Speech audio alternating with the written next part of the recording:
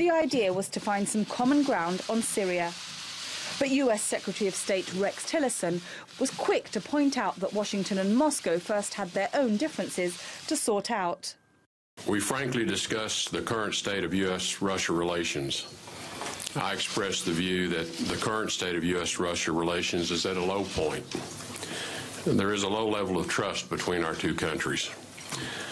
The world's two foremost nuclear powers cannot have this kind of relationship.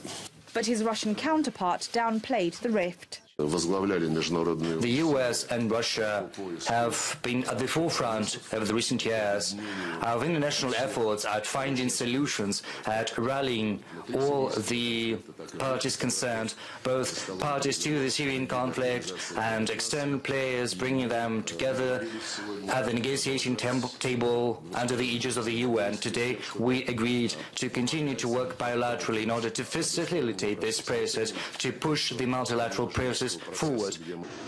Relations between the two countries have deteriorated since the US launched a missile strike on a Syrian airbase.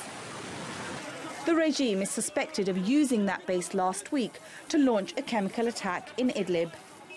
The US says the regime used sarin gas during the attack. It wants Russia to stop supporting the regime and enforce an international ban on using chemical weapons. Moscow insists that the civilians were killed by toxic agents released from a rebel chemical arsenal struck by Syrian warplanes. But on Wednesday, Tillerson and Lavrov agreed on the need for a UN investigation into the incident. Tillerson also met with President Vladimir Putin, who had earlier criticized the US. Everyone is nodding like bobbleheads without analysing anything that's happening. Where is the proof that the Syrian army used chemical weapons? There is none. But there are violations of international law. This is an obvious fact. The airstrike was on a sovereign country, made without being sanctioned by the Security Council of the UN. Lavrov also warned Tillerson against using an international effort to remove Bashar al-Assad from power.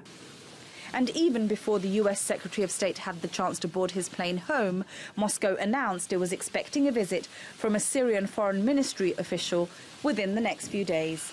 Shamim Chowdhury, TRT World.